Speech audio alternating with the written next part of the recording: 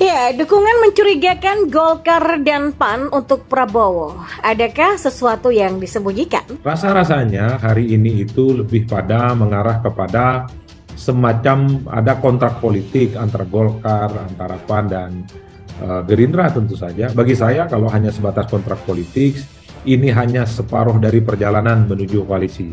Tapi belum bisa disebut sebagai sepenuhnya koalisi. Karena KIB itu sudah lama selesai, terutama ketika P3 sudah P3. memutuskan secara resmi bergabung dengan PDIP mengusung Ganjar Pranowo. Jadi KIB cuma tinggal Golkar dan PAN ya. Oleh karena itu bagi saya pada saat yang bersamaan sudah melihat bagaimana PAN dan Golkar itu melakukan safari politik menyelamatkan kepentingan politik masing-masing. PAN itu juga sering datang ke Ganjar, datang juga ke Prabowo.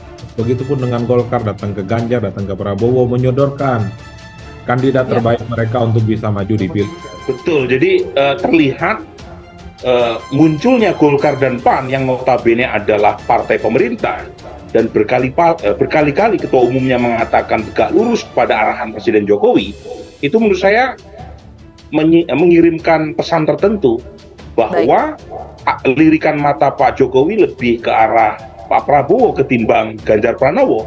Jadi meskipun Ganjar dan Pak Jokowi berasal dari partai yang sama, tetapi posisi Ganjar yang di-endorse penuhnya oleh Ibu Mega itu membuat Ibu Mega yang nanti akan memiliki kontrol penuh kepada Ganjar jika Ganjar terpilih sebagai presiden. Nah, pada titik tertentu, Pak Jokowi juga ingin memainkan peran penting, terutama pasca 2024. Yang jelas, bagi saya, masyarakat Indonesia tidak akan mau dikuasai oleh siapapun. Meskipun dia seorang presiden, meskipun dia seorang pemimpin kita, saya nggak akan pernah mau dikuasai. Kalau dia mau jadi pemimpin, silakan memimpin, silakan mengayomi masyarakat, silakan melayani rakyat, itulah pemimpin yang baik. Dan sekali lagi, saya nggak mau dikuasai oleh siapapun, apalagi bekas penculik. Setuju ya?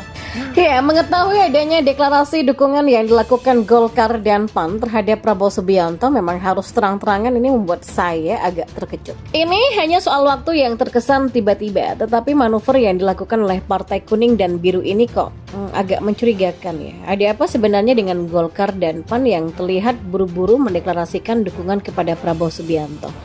Jadi kecurigaan saya itu cukup beralasan, terutama ketika membaca beberapa informasi yang beredar bahwa kabarnya selama acara Rakernas PAN sampai yang ini kabarnya nggak pernah muncul nama Prabowo Subianto yang akan didukung bersama-sama oleh segenap kekuatan partai yang terlebih dulu dekat dengan sosok Amin Rais itu. Jadi sementara bagi Partai Golkar kita tahu betul bahwa dalam acara Rakernas Golkar yang terakhir juga saya dengar mantan Partai Zaman Orde Baru itu juga memutuskan untuk mengusung Erlangga sebagai capres yang kabarnya waktu itu nggak bisa ditawar-tawar lagi loh ketika Golkar harus berkoalisi dengan partai lain untuk Pilpres 2024 nanti.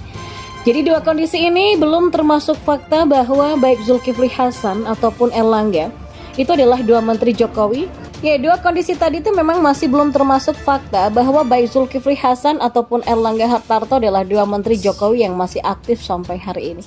Mereka tentu saja mengetahui apa sih yang dilakukan Prabowo Subianto sebagai menteri yang tampaknya memiliki rapor yang gak terlalu bagus sebagai seorang Menhan juga.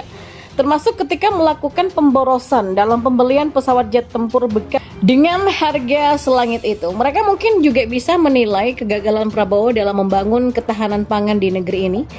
Tapi entah kenapa dua sosok ketua partai umum ini masih berupaya membawa gerbong partai mereka untuk berkoalisi dengan Gerindra dan mendukung Prabowo Subianto. Ya, mungkin dalam dukungan mencurigakan ini seperti kata pepatah ya ada udang di balik batu atas dukungan yang mereka berikan ini ya. Memang sangat mencurigakan seperti ada yang disembunyikan dari publik.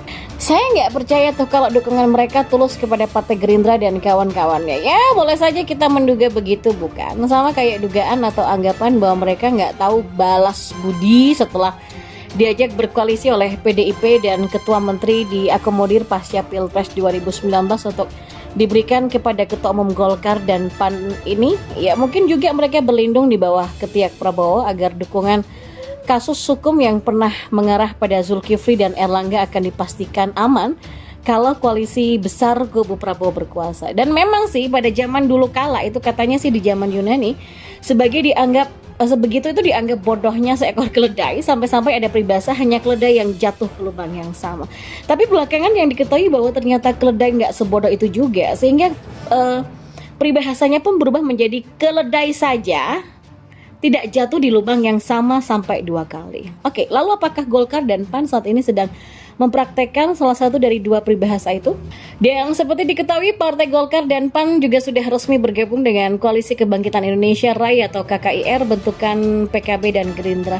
Dan secara resmi itu artinya kedua partai politik tersebut mendukung Ketua Umum Gerindra Prabowo Subianto sebagai bakal calon presiden. Dan ya, sebenarnya tidak ada yang benar-benar aneh dengan langkah kedua partai politik tersebut. Jadi keduanya punya rekam jejak sebagai pendukung Prabowo di Pilpres sebelumnya.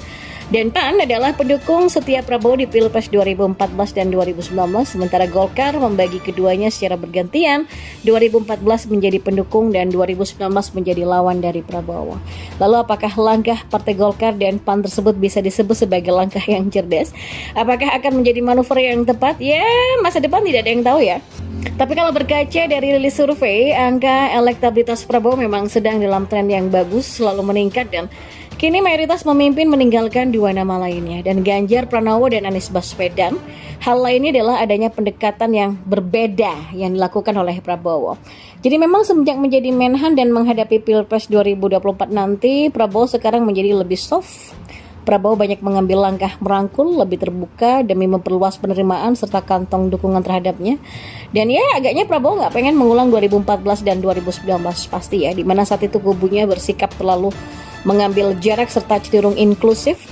Atas 2 hal tersebut dapat dimengerti kalau kemudian Golkar dan PAN ya akhirnya mengambil manuver gabung dengan Menhan itu, dan keduanya melihat peluang pada Prabowo kali ini. Dan sebaliknya langkah keduanya masuk akal kalau dikatakan sebagai langkah yang bodoh. Ya, bukankah keduanya terbukti kalah saat bersama Prabowo? Mungkin iya.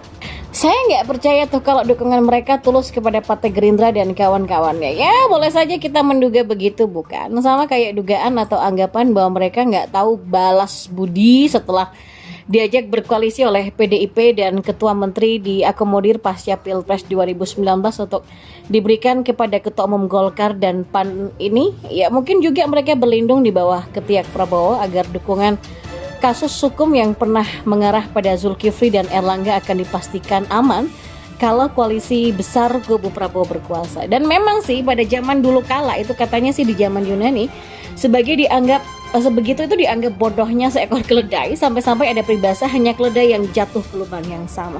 Tapi belakangan yang diketahui bahwa ternyata keledai nggak sebodoh itu juga, sehingga peribahasanya pun berubah